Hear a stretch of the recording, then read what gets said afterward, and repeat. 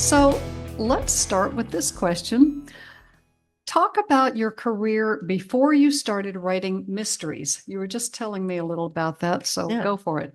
Well, right after college, I went into the BBC in London, and I wound up in BBC drama, working on the production side.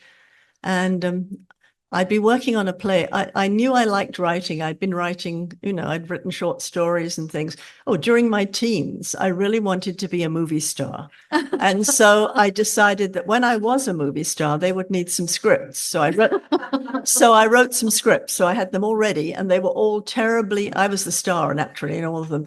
They were terribly dramatic and terribly sad. And they all ended up with someone dying and everybody else sobbing. But so that was during my teens. And so I'd be working on a play in the BBC, and I'd think, oh, if I'd written this play, I wouldn't have ended it that way. So I went back home and I wrote a play. And I was 22 at the time, so I had no fear. I walked down the hall to the head of drama, and I said to him, I've written this play. And a few days later, he called me in and he said, we really like this. We're going to do it. And so since then, I have been a professional writer. So that got me off to a good start in life. And I was doing quite well. But I got lured down to Australia. I met the head of Australian broadcasting, and he said, you can have a job with me anytime you want one. So it was raining in London.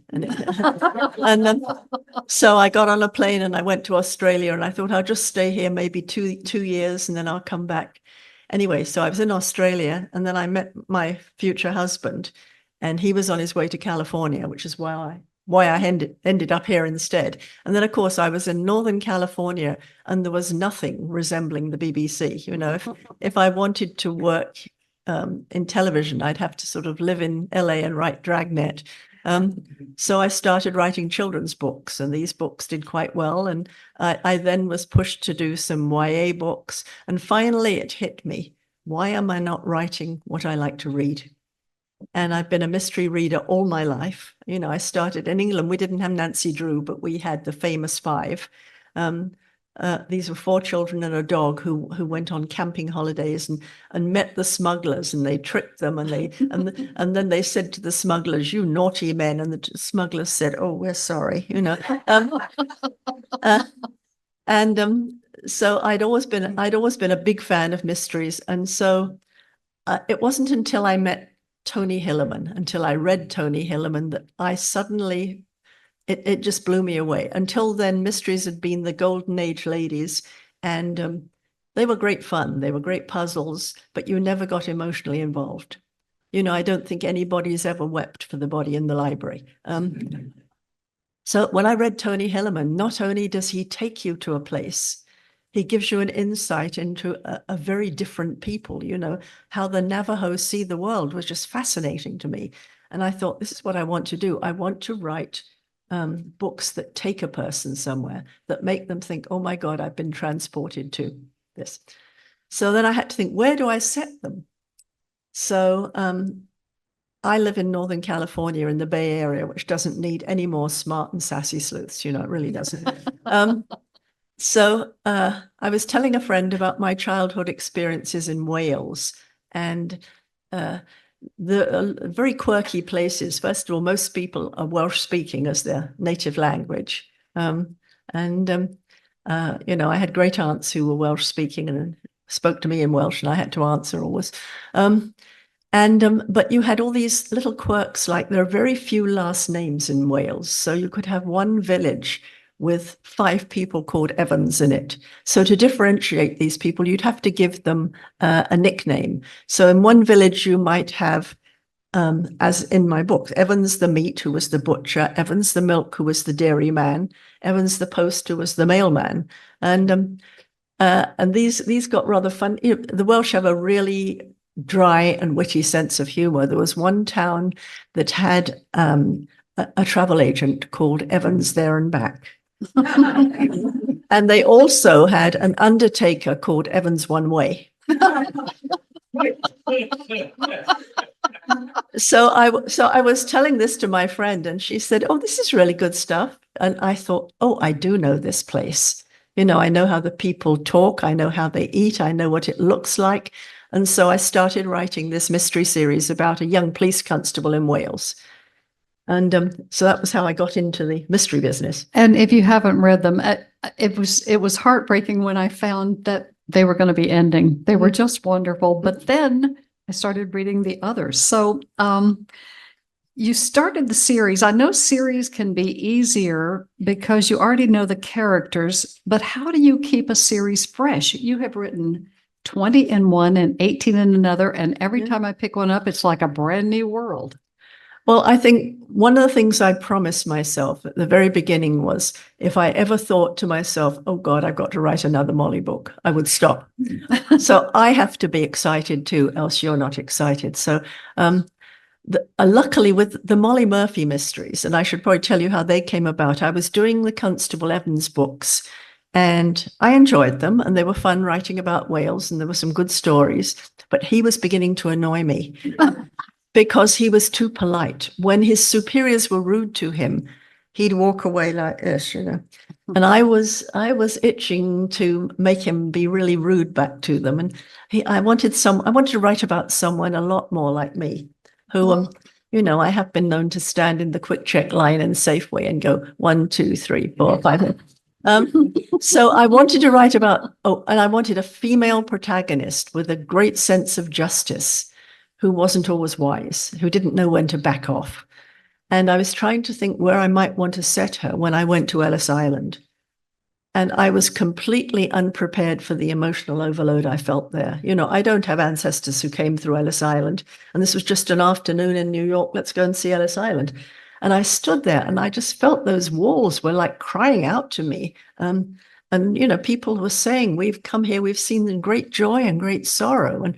And then standing on Ellis Island, you look across this narrow strip of water to the Manhattan skyline, and you realize you could be that close to America, but you couldn't get in unless the government said you could take that final step. So I thought, this is the ultimate locked room mystery. And so my heroine, Molly Murphy, escapes from Ireland when she accidentally kills the man who's trying to rape her. And he's the landowner's son, and she knows she'll get no justice. So she keeps running as long as she can. And she thinks it's good. You know, let's see how long I can go before they catch me. And then she's given the chance to come to Ellis Island using another woman's name. And she gets as far as Ellis Island. And while she's there, a murder occurs. And this name shows up as the prime suspect. So that was the driving force behind Murphy's Law, which was the first book, which did really well. It won 4 awards and it got, you know, the series off to a good start. So you're talking about the plot of this book. And I have to say, I've never known anyone who, when I talk to her and say, you know, I'm having a plot problem, she'll say, well, what about this or this or this or this or this? Plots just seem to pour out of this woman. And did that influence you in deciding to write mysteries? Did you already know that you were a plotter, or did you just like to read them? I've always had loads of stories in my head all the time. You know, I think, you know, when I was young, I would put myself as the star and all sorts of things, you know, I mean, at school, all the things I wasn't that good at, you know, I'd make myself the star and then I'd turn to the teachers in school and go, ha, you know, yeah, I think I've lived in a pretend world, and luckily someone pays me to do that now, which is kind of nice. That is nice. You know, I want to talk about your characters, though. From the moment I start reading your characters, they seem complete with personality and backstory. I just read the new one, The Rose Garden, and within half a page, I already feel like I know the characters. So do you have tricks to achieve that? Please tell me it doesn't flow naturally. Well, with both Molly Murphy and Her Royal Spyness, they're written in the first person. And I find that's a great trick for your own writing, is if something is not going well, have that character talk to you, even if it's not going to be in the first person. Write something in the first person and they will tell you. They will say, well, you know, the reason I couldn't do this before is this. And it's amazing what they will tell you when you have them write in the first person. So both Molly and Georgie, I started writing and they just took over. And especially the Lady Georgie, the Royal Spyness, I just started in her voice writing. And I wrote probably 10 pages. And those pages are absolutely unchanged in the first chapter of that book. Isn't that something? Yeah. So, I don't think I've ever tried to create a character. I think two things. Once you give them a name, and it has to be the right name. Sometimes I'm working and a book's going really slowly and I'm sort of drawing out the dialogue, and then a character will look at me and they'll say, "Why do you keep calling me Robert? My name's Richard." And you go, "Oh, I'm so sorry." And then the moment you change it to the right name, it goes really quickly. So once you've given them a name, they exist. And then just writing in the first person like that, obviously, as you go along the way, they reveal many more things about themselves. And I love to do those. Like with Constable Evans once, I had to take him through the Channel. He was going to France on an investigation. And he came up on the other side, green and sweating. And I thought, "Oh, you're claustrophobic. I didn't know that." How about if we go 7 stories down a slate mine in the next book? So, if you love your You're characters, not nice to your characters. no, you have to think, what's the worst thing I could possibly do to this person, and then do it, right? Oh, I just learned something. Excuse me, I'm going to go home and do it right now. Yeah. It's interesting you say that, because I accidentally wrote the first draft of the next book I'm working on in third person. And the first book was in first person, and I could not get a handle on it. All of a sudden I looked at it and I said, "Oh, you wrote it in the wrong person." Yeah. So I started back and started changing it, and immediately it started flowing better. Just so you have to really be careful. I did that the other way around. A book called The Victory Garden. I started, because it's about a young woman in World War I, I started it in the first person, and it just felt too invasive to me. And so after about 3 chapters, I just felt, I'm not comfortable with this. And I went back and did it in the third person. It felt, every book has got a right approach to it, I think. Interesting. Yeah. I agree. And I actually agree about the names too. For some reason, my Samuel Craddock books flow really fast. I write them fast. Every character comes complete with a name. I have never had to struggle for a name. They show up with their name, and it's bizarre. And everything I've ever written, I always have to think, what's their name? What's their name?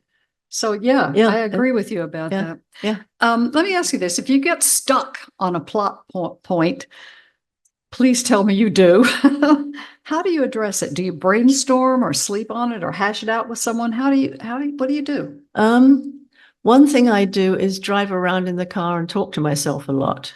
Because I find it's a little universe, there's no one there, the phone can't ring. And it's funny, sometimes I will work out a scene, especially a dialogue scene in the car. And thank God now we've got earbuds, because before that, I'd be sitting in the car and I'd say, "How dare you come here? I told you not to come, but I had to come. I told you not." And people in the cars next to me are sort of driving away quickly. Whereas now they think I'm on the phone. It's brilliant. So it's in the car. That's fascinating. Yeah. And I do find too that if you make yourself right, even though you don't think it's going well, if I have a minimum of 1,500 pages, 1,500 words a day, and if I will get up and I will go and get some coffee and I will throw a load in the washing machine, and you sit there and you think, okay, you can't leave till you've done it, and you think, this is utter rubbish, it's not. And then the next day I come back and I look and I think, oh, that wasn't quite as bad. So, if you make yourself do it. I'm the same way. If I'm working on something, I try for 2,000 words a day and don't always hit that, but I sort of will let myself do it. But honestly, if I just say, I don't care if you write 500 times, you're going to write until all those words are out, and it works. It really, it helps you move past things. Yeah. And obviously, there are times in a book when I'm not a plotter. I do not outline. I cannot. If I outlined a book, I'd do this lovely outline, and then I go, well, that's that book done, and I put it and go away. Because when I write, my theory is, if you create a character, you've given it's their story then. If you create a character, you let them go and you follow them, and sometimes they make very bad decisions, and you go, oh God, don't go into that house, but they don't listen to you. So, and I like to be surprised too. And there have been many times when a character has said something and I went, really? That can't be right. And then, there was a time once in the Constable Evans when it was about a restaurant in North Wales that had burned down. And they discovered that this French woman had owned a restaurant in the south of England before, and that had burned down too. So Evan goes down to the south of England to interview people down there. And one of the women he's interviewing says to him, "So was she really French? Because I thought she was English." And I looked at the screen and I said, "Don't say that." And I actually shouted at the computer for 10 minutes because I was quite ready to go to France and I didn't want this woman to be English. And so, but the interesting thing is, if you let your Subconscious, yeah. subconscious, if you let your subconscious sort of leap ahead, you have really interesting things sometimes. I like to be surprised. I like to be amused. When I'm doing the Royal Spyness, I like to laugh. So, it's a book. I've always said, people say, "Do you write for an audience?" Every book I've written is a book I want to read, but it's not on a shelf yet. So I put it there. So it's like when I'm writing it. That's brilliant. Yeah. I mean, That's when I'm writing it, it's like, oh, this is fun. Yeah, Yeah. Well, you said you don't like to plot and you like to be surprised, but you also told me that you usually know who did it. Yeah, I think when I start a mystery novel, I know who's going to be killed and why. I may not know every time who, but I do know the whole motive behind it. And one thing I've found that really helps me is I sometimes will have the antagonist write in the first person why he did it, because they like to explain themselves and justify themselves, and a lot comes out in that because they think they're right. Yeah, they think they're right, and they think they are justified in doing it. Yeah, unless you've got a real psychopath. But I mean, most people I write about, I'm very interested in what would make an ordinary person kill. What would push me into a corner so absolutely that I had to kill to get out of it? And I thought, well, if my daughter was not made the cheerleader, would I kill? No, I wouldn't, But if obviously, if someone was going to hurt my children, I could stop, if a Nazi soldier came in, I could kill him. But then what else? And so it's interesting to think, what would push me enough? Would my entire reputation make me kill to shut someone up? It's really hard to say. So that's why I think if you write in the antagonist's voice, they will sometimes tell you what really meant that much to them. Interesting. Yeah. Well, how much revision do you do? Do you revise as you go along, or do you write quickly and then revise later, or what? Every day I go through what I wrote the day before. And the good thing about that is I never have to look at a blank page to start the day. And, I polish what I've done the day before, and then I go through to the end of the book. I don't ever jump around. I don't think, oh, I'd love to do that scene in which so-and-so, because else you won't want to do the boring scenes in between. And then I go through and I do a complete revision, a really careful revision. And then I give it to a couple of people to read and my agent, and they give me feedback and I put theirs in.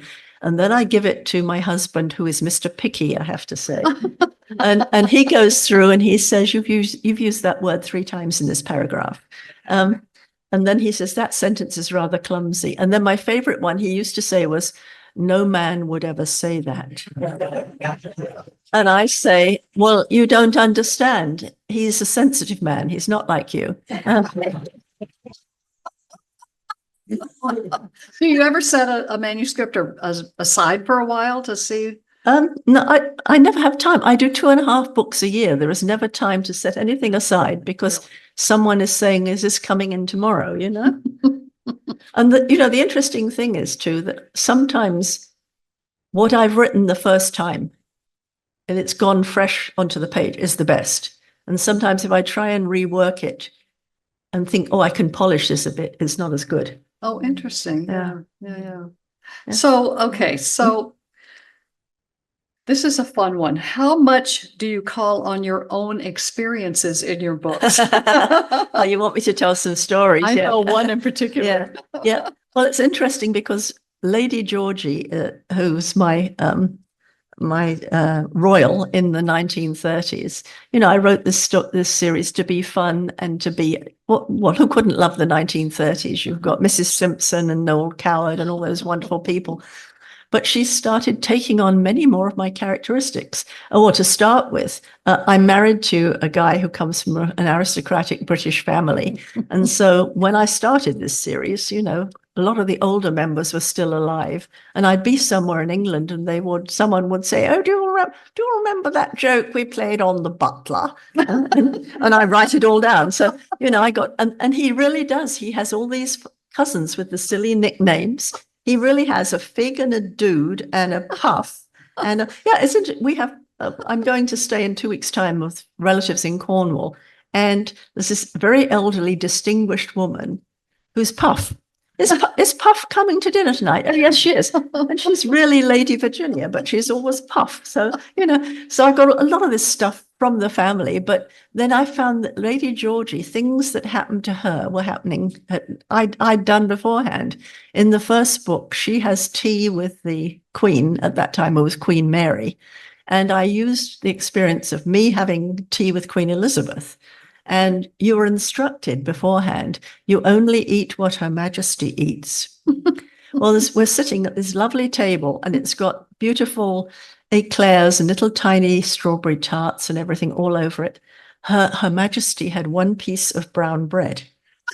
So the rest of us, she had to, you know, she always had to watch her weight because she had so many meals out. So anyway, the rest of us were sitting there going like this. And looking at the rest, you know, thinking, you know, if I could make her look over there, I could grab an eclair. You know? And, you know, the thing is, I learned after, she's a very kind woman. If probably she had no idea, you know, if someone had said to her, you know, ma'am, they can't eat unless you do, she would have said, oh, how silly, help yourselves. But probably nobody ever told her. So, but anyway, another thing in that very first Royal Spyness book, Lady Georgie has a brief and disastrous modeling career.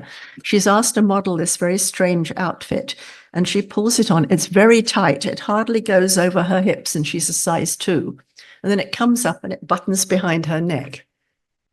And she's thinking, what a very strange outfit this is. And she tries to come out. She can only take tiny steps. And she comes past the curtains and she starts to walk. And she notices something flapping beside her. And she thinks, this is very strange. It's culottes, and she's in half of it.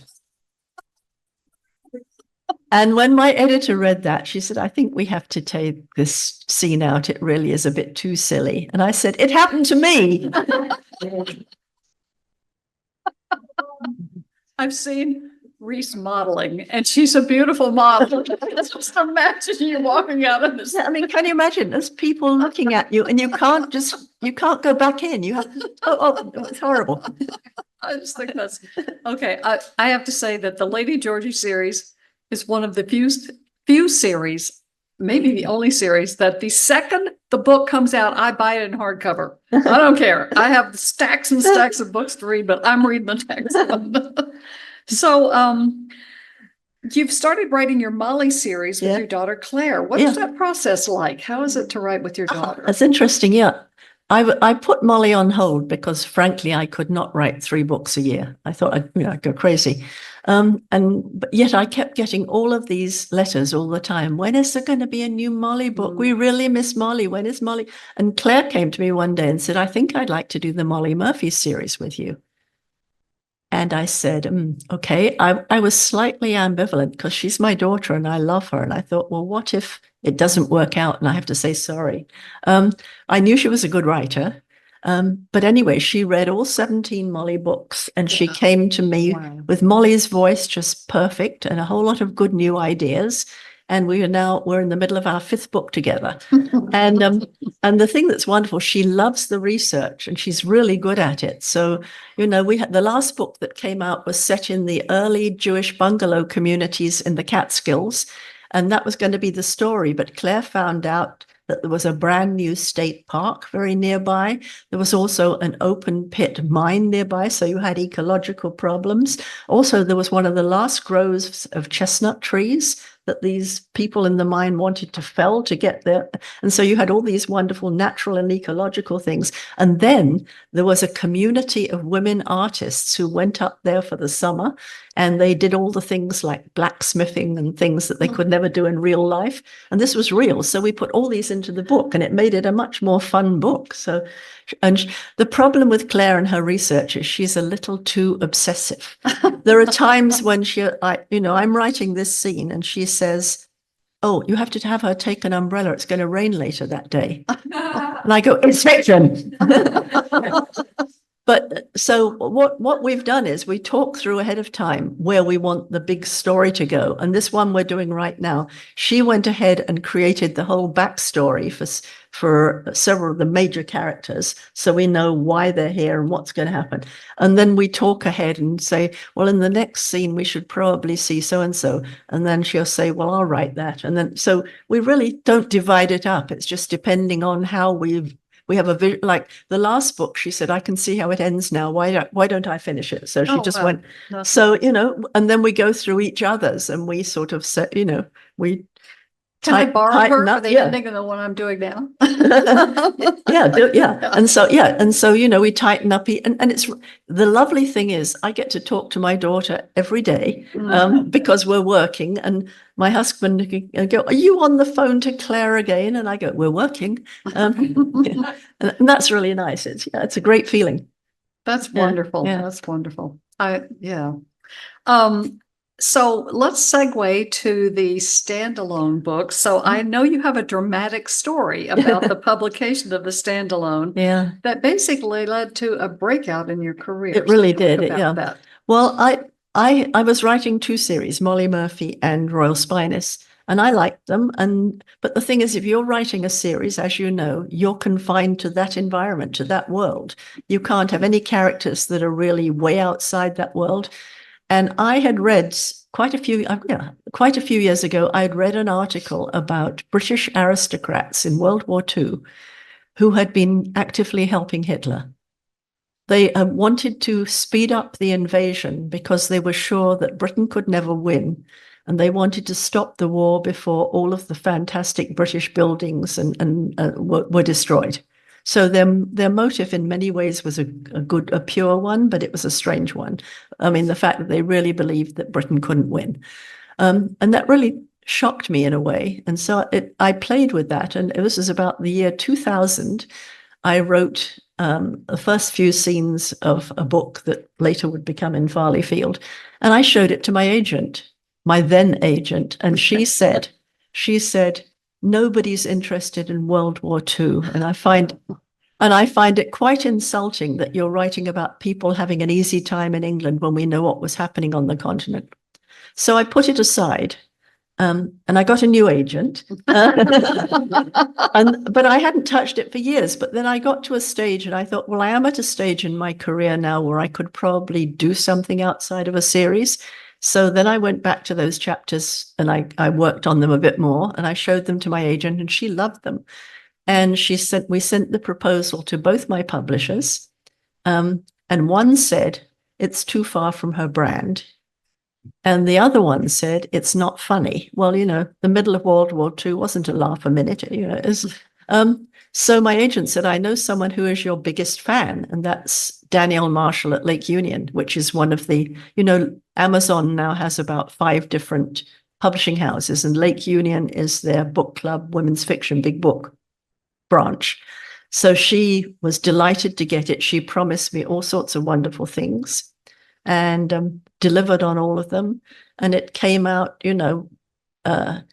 just in our world, if you sell 50,000 copies, everybody is thrilled to pieces. And this came out with selling nearly 1 million copies. So, it was just a different world. So I've done, this is the 8th book is coming out on Tuesday. And it's been, the thing that's wonderful with it is that Danielle really is a big fan of my book. She's a very good editor. She's very tough once I've given her the manuscript. But I can call and say, I'd really like to write a book about a young woman who became Queen Victoria's chef. And she goes, oh, brilliant. And then I say, I'd really like to write a book about Venice in the 1930s and 40s. And she go, oh, wonderful. So whatever it is, I could say, I'd like to write a book about standing on my head for 100 pages. Whatever it is, she likes it. So They've been very different. A lot of them have focused on World War II. And I found that I really was driven to do this because after the war, a whole lot of books came out about, look at me, I'm a famous bomber pilot. I escaped from Colditz. And they were all men, all these men being brave and heroic. And nobody said the women were brave and heroic. And not just brave and heroic in that they let their men go off to war. They pretended to be very brave for their kids. They had to cook on rations and everything, but they really did brave things. You know, one of my books, that last year's book, The Paris Assignment, a young woman is dropped behind enemy lines in Paris, in France. And they knew they had this very, very tough training. And they knew that their chances of survival were 25%. And yet they still volunteered and did it. So then you had the women in Bletchley Park who saved a whole convoy. And none of these women could tell anyone what they were doing. So after the war, their families thought, oh, she worked in a little office somewhere. Right. And, you know, and it wasn't till the mid-90s when the Official Secrets Act was released that their families actually found out. And by then their parents were dead, and it was so sad that they couldn't let people know. I helped save this country. So I've loved to write about it, to let people know this is the risk this person took, and this is the risk this person took. You know,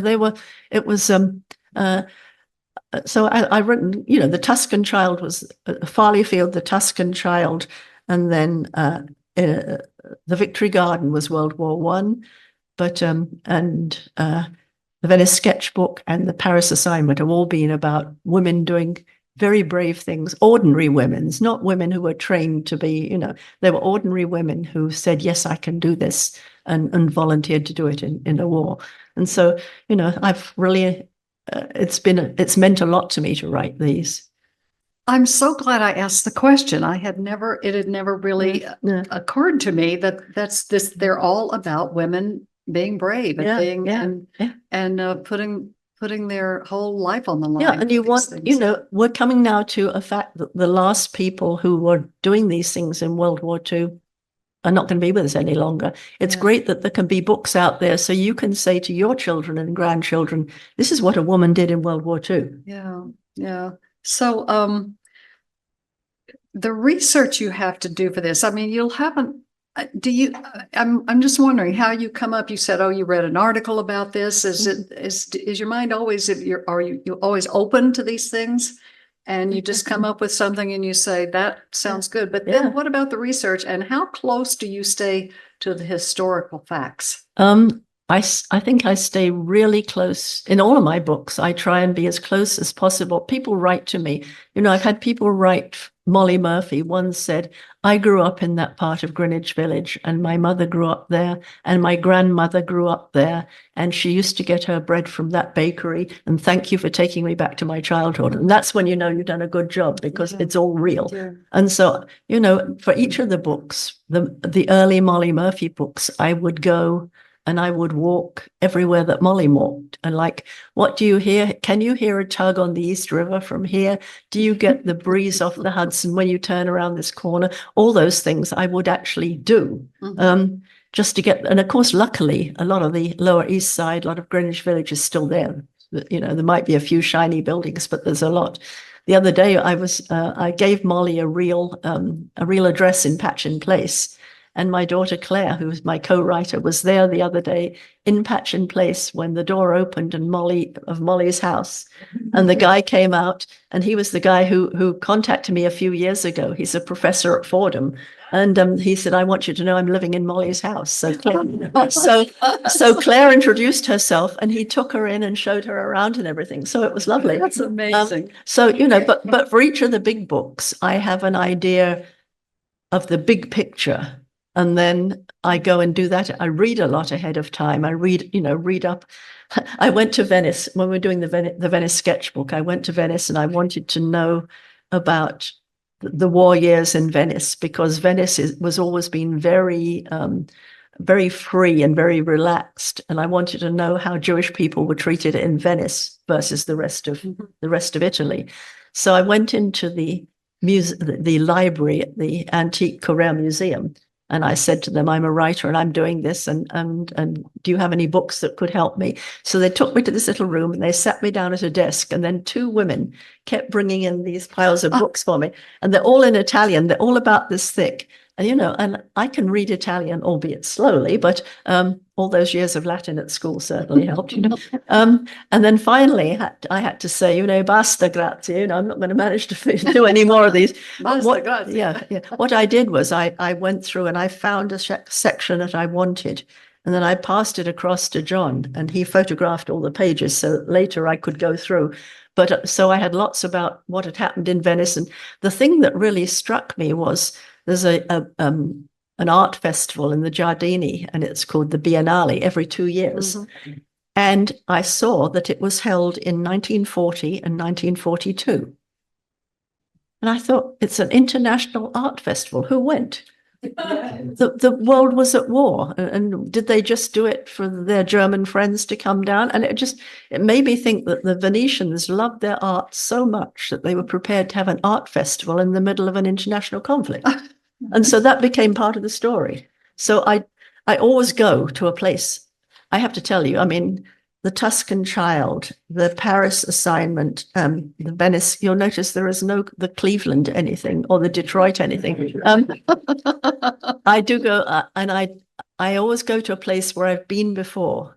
So I know what it's like, but I go back specifically knowing I want to research. Like when I wrote The Tuscan Child, I taught a workshop in Tuscany for 2 summers. And I knew I wanted to write this book. So all the time I was there, I was like, what do I smell from that window up there? What does that radio sound like? What is that cat doing? All those little things that make you think, oh, I'm in this place. Is this not a tutorial on how to write? Let's talk to people who are writers in the group. Talk about the difference in being a fresh writer and a seasoned writer these days. What is that like? Well, I think, the big thing that strikes me is how much easier it was 20 years ago. Yeah. In many ways, in that it was easier to get a manuscript to a publisher without going through an agent. And when you think now there is Penguin, Random House, which, used to be Doubleday and Bantam and Fawcett, and there were about 12 different houses you could get it through. Now there's one. And it means that to get one to one of the big publishers is really hard. Of course, the big advantage now is there is the possibility of publishing it yourself. There's Amazon, yeah. So there are avenues to do it. But I think publishers were much more lenient. I think if you go back, say, 20, 30 years and you get a manuscript that comes in a school notebook and it's handwritten, and you start to read and it's really sloppy, but after a few pages, you realize it's wonderful. In those days, they would have said, this young person has got great talent. They need nurturing for a few books. Mm-hmm. Now that would go straight into the garbage can. It wouldn't even have been looked at. So, that's the big difference is we're not nurturing new talent in the way we would have done then. They have to know immediately when they look at a book, where can I put this on a shelf and how many copies will I sell? I've heard booksellers lament this. Yeah. I've heard this more than once. I just have one more important question to ask and then we'll open it up. Do you have any nice news for us? Oh, I'm so glad I'm so glad you asked. Yeah. I have this very nice TV option, which I think is going to actually work out with a wonderful company in England called Monumental TV. You may know them. They did the original Ghosts. They did Harlots. Alison Owen, who's one of the owners, did Bridget Jones's Diary and Pride and Prejudice. And I was on a phone call with them a couple of days ago, and there I am we Zoomed, and there I am chatting with these 2 women and go, oh, we just love Georgie Rhys. And I think, this is Alison Owen, So it was very heady. And they've got a writer they want to work with, and it looks like it might be going. I just would be so thrilled. Yeah, I would be so thrilled to see this. Yeah. So let's open it up for questions. Yeah. Hi, well, it's wonderful hearing you. I just have kind of a silly question, I think. For the Lady Georgie books, have you ever gotten any feedback from the actual royal family? It's interesting that you asked me that. I've been very tempted over the time to send a copy to Princess Catherine, and I have my little personal gripe. She is not Kate Middleton. She is a married woman, and no other woman gets put down into her previous name. So she's Princess Catherine, Princess of Wales, and I'm now very tempted to send one to Camilla because she has a book club. But I'm thinking if these come out on TV in England, then everybody will know about them anyway. So yeah. When you started writing your series, I noticed that World War I and World War II are subjects that you are very interested in, and I wondered why you picked that particular historical period to write in. I picked it because I think especially World War II was the last time we had a clear sense of good versus evil. And of course, if you write about anything in a wartime, anything that be minor is now heightened to a point of double danger, triple danger. But I really wanted to let people know that this was a time when if you didn't do your share, the world will be swallowed up in evil. And I don't think we've ever had that since. We've had various wars, and they've all had various shades of gray. But we've never felt, I mean, everybody did their part in World War II, apart from a few people who made a lot of money in black market. But most people, I mean, my father was he was an engineer. He was in a protected occupation, and he went to volunteer, and they said, "You're in a protected occupation." And he said, "What do you need?" And they said, "We need drivers." He said, "I'm a driver." And, that's what people did. I mean, maybe it was stupid, but they felt that they had to join up and go and fight. And I think everybody willingly sacrificed. I know they had a big paper drive, and my great aunt gave up she had a lovely collection of Dickens books, and she gave them up to the paper drive. And I don't know why she would have done that, but she did it. Yeah, I think it's very important that the world knows now that this is what it was like. And even in my Royal Spyness books, which they're amusing, they're satirical, and they're on the whole light, we have this undercurrent of political Europe going in them. And at the very beginnings, we see Hitler, and they call him that silly little man with his moustache, and they think he can't last 2 minutes. And then as the series goes on, Georgie's mother is now living with a very rich German industrialist.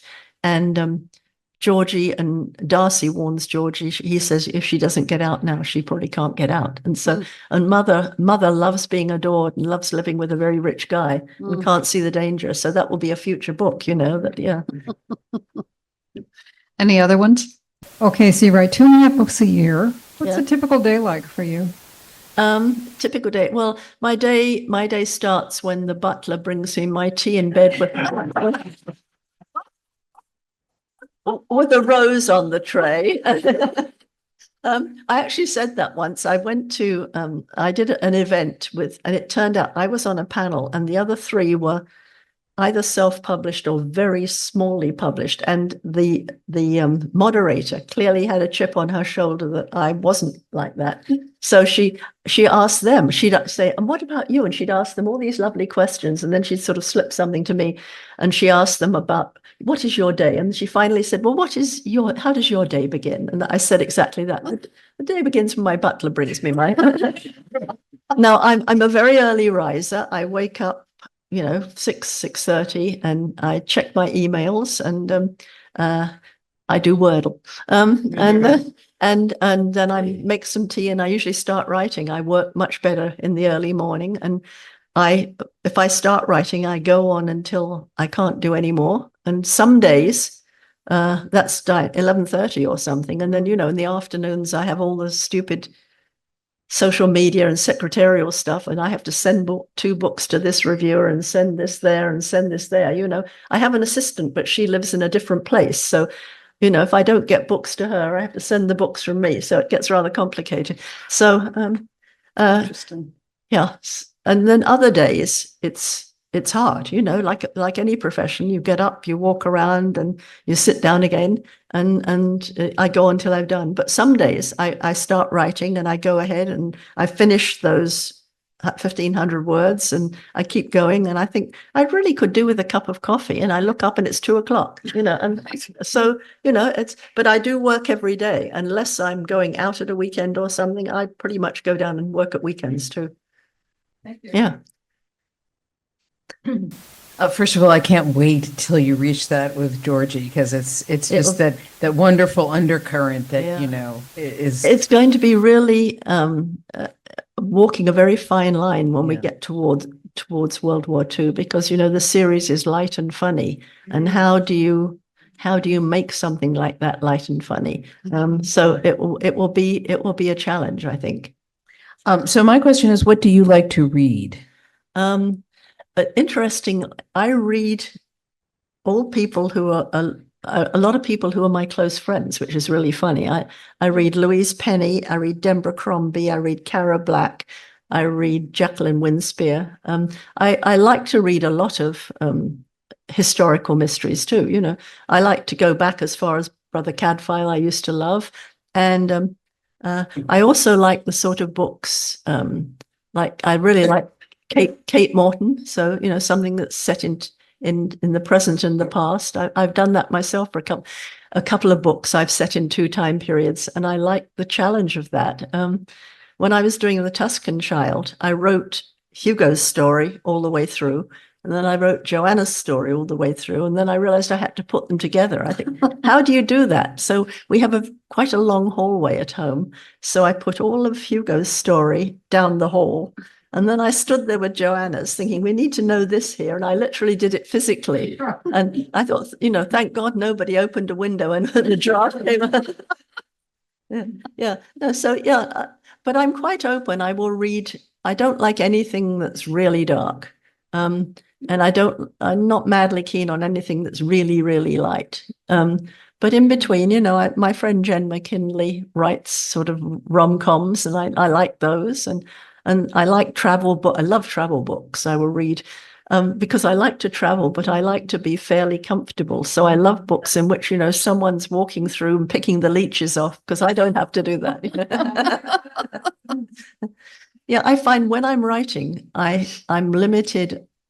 When I'm writing a first draft, I'm limited in what I read, because I do tend to pick up other people's styles and things. So then I would read more nonfiction or more books that are totally not like me. I'm so inspired. This is wonderful. And it is a tutorial. I'm going to ask you a question, and I almost hesitate to ask it because you are such a wonderful writer, and you strike me also as a very formidable spirit in the best sense. And that is very inspiring. But is there anything, looking back on the perspective of your very successful career, that you wish you would have known then that you know now? We're asking for more wisdom. Well, I would have changed my agent more quickly. You know, I was brought up as a good little girl in England. You don't make waves, and Right. so I got this agent when she'd just come out of Vassar, and she was really keen. And I'd go to New York, and she'd say, "Oh, I've set up a meeting with blah blah television and blah blah." And so she was really gung ho, and so that was great. And then she got married, and then she had a child, and then she moved to Singapore. And so, you know, I'm trying to think, can she still be my agent from Singapore? And then she was coming to New York, and I said to her, "Oh, so I'll fly up on Monday and meet you then." And she said, "Oh, don't bother, I can't get a babysitter."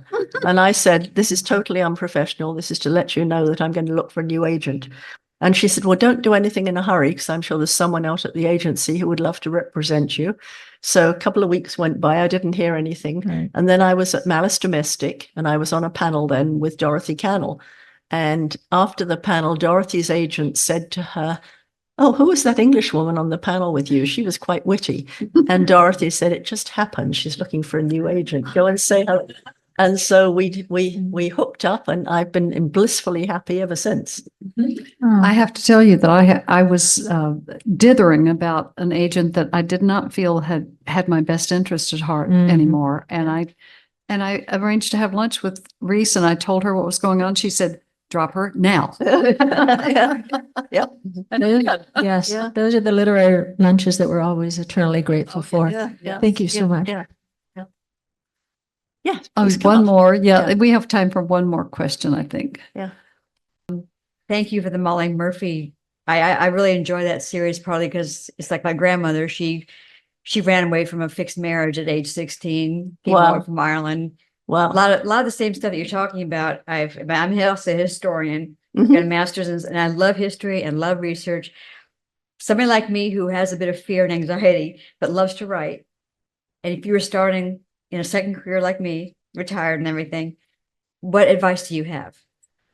Well, the only advice I can really give is write about something that you are passionate about, never write about something that you think will sell, because by the time you've written it it's hard now you have to try and come up with, this sounds awful, try and come up with something unique that hasn't been done before, because, publishers are so picky now and It's all the yeah. yeah, and it's really hard to sell a new series now. I've been told that they're really, they don't want to touch series at the moment. But then- Really? yeah. But then 2 years ago, we'll only take series. yeah, I think so. Yeah, I mean, I think they say one thing and whatever comes into their heads at one time. But no, so I mean, you write about something that means something to you, because then it will mean something to other people. And I think if you look at all the books out there, the ones that people love, nobody ever writes to me and says, "I love that very clever plot twist." They say, "I love Georgie. I love all the characters there. I love Grandad. I hate Fig. I hate Queenie. They feel really strongly about the characters. And every time Molly's mother-in-law's a pain in the butt, I'm telling you. yeah. And every time they go back, it's like going back to a family reunion. And that's what people like. So you have to create a world that people are really happy to be in. Thank you so much. Well, thank you. Okay, so Debbie is holding up Rhys's latest book. This is bring it around, The Debbie. Rose Yeah. Garden deals with a part of England's past in which children were sent out of cities into the countryside to stay with strangers, to be out of harm's way. And it resonates through the next 20 to 40 years, as some children were treated well, others treated like servants or field hands, and still others lost. Yeah. So this book, what the inspiration behind this book was, I read an article a couple of years ago about an abandoned village in England during World War II. The army requisitioned places to practice the invasion. And they came to this village and they said, "You have 3 weeks to get out." So everybody had to pack up their things, and a truck came, they put their things on a truck and off they went. And then the army practiced invasion with live ammunition, and the village was shelled to pieces. And the people who left it didn't know that. They left a pathetic little note on the church saying, "Please take care of our village," but anyway, so the place has been off limits ever since because of live ammunition there, etc. So it's part of an army range still, and they let you go in once a month still. Anyway, they had a big article on this, and I thought, being a mystery writer, what if something rather bad had happened in that village, but because nobody's been allowed back since, it's never been found out. So It's a good book. this takes place in 1968, which a lot of you will be very pleased to know now counts as historical. So there are quite a few historical people in this room, I'm afraid. And my heroine is a journalist who's in disgrace at the moment and longs to prove herself. And in London, a little girl has vanished while playing in a London garden. And there's a report she might have been seen on the South Coast. So my heroine's roommate is a policewoman who's sent down to be part of this team. And my heroine shadows her down there, and they find this abandoned village. There's a report that a car has been seen going into it. And so they go into this abandoned village and they stand in the main street, and my heroine looks around and she says, I've been here before. And they say, you can't have. And she thinks, no, I can't have. She grew up on the other side of England, and she would only have been 2 when the village was requisitioned. But she looks at it and she suddenly says, there was a pub called the Big Boat. And they laugh and they say, oh, the Big Boat, sure. And then when they're going through the rubble, there's a pub sign under the weeds, and it's nearly all gone away. And it's a picture of a ship in full sail, and it says the Golden Hind. And so the question is, what ties can she possibly have to a place she's never been? How does it tie in with a little girl who's vanished in the present? And what happened to 3 little girls who were put on a train to be evacuated and never seen again? And how they all, it was like writing a jigsaw puzzle, because there are so many cases. And what had to happen was you learned one thing about one of the cases, and that was pertinent to another of them, right? Yeah. As usual, a wonderful book. Anyway, so I have some copies of this at the back, and I'd be happy to sign them for you. And I just want to come up here Yeah. and thank you so much, Rhys, for being with us today. Let's have a nice applause for Rhys. thank you.